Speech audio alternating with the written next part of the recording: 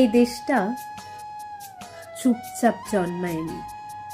এই দেশটা জন্মেছে লাঠির শব্দে, গুলির ধোঁয়ায়, ফাঁসির দড়িতে ঝুলতে থাকা একটা প্রশ্নে, আমি কি মানুষ? প্রজাতন্ত্র মানে কারোর দয়া নয়, প্রজাতন্ত্র মানে আমার কণ্ঠস্বর।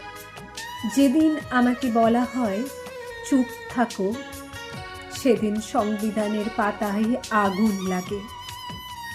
এই তেরেঙ্গা শুধু কাপড় নয়, এর মধ্যে আছে ক্ষুধার্ত চোখ, রাত জাগা পাহারা, আর আছে একজন মেয়ের নিরাপদ হাঁটার স্বপ্ন।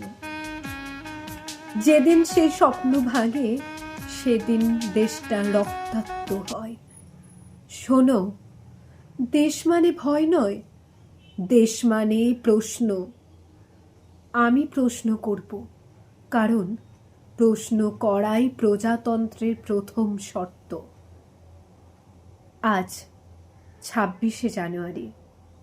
আজ আমি ছুটি নিই না, আজ আমি শপথ নিই, যদি অন্যায় দেখি আমি চুপ থাকবো না, যদি ভয় দেখাও আমি মাথা নামাবো না, কারণ আমি এই দেশের নাগরিক, আমি এই আগুনের উত্তরাধিকার।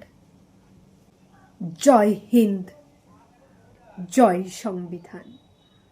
নমস্কার।